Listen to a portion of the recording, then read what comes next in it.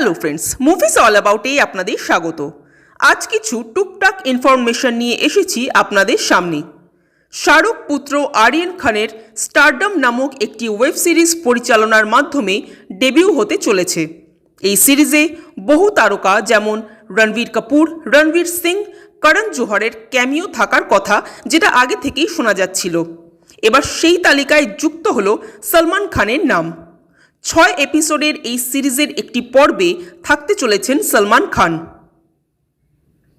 পরিচালক রাজ শান্ডিল্য হেরাফেরির আদলে একটি কমেডি মুভি পরিচালনা করতে চলেছেন, যেখানে মুখ্য ভূমিকায় অক্ষয় কুমারের সাথে সুনীল শেট্টি ও পরেশ রাওয়ালও থাকবেন।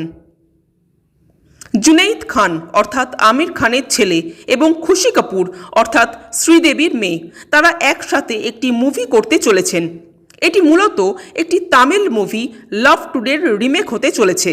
এই মুভিটি 2025 সালের 7 ফেব্রুয়ারি রিলিজ করবে।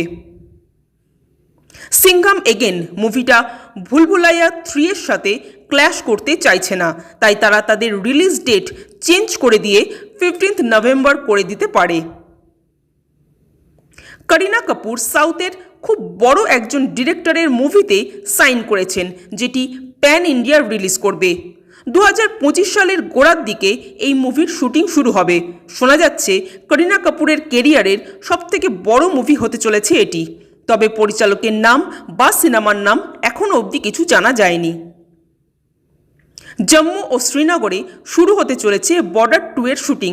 নভেম্বর মাসে সানি দেওয়াল তার শুটিং শুরু করবেন এবং বরুণ ধাওয়ান যোগ দেবেন ডিসেম্বর মাসে। আজ এই পর্যন্তই। আমাদের ভিডিও ভালো লেগে থাকলে প্লিজ লাইক, শেয়ার ও সাবস্ক্রাইব করতে ভুলবেন না। Thank you.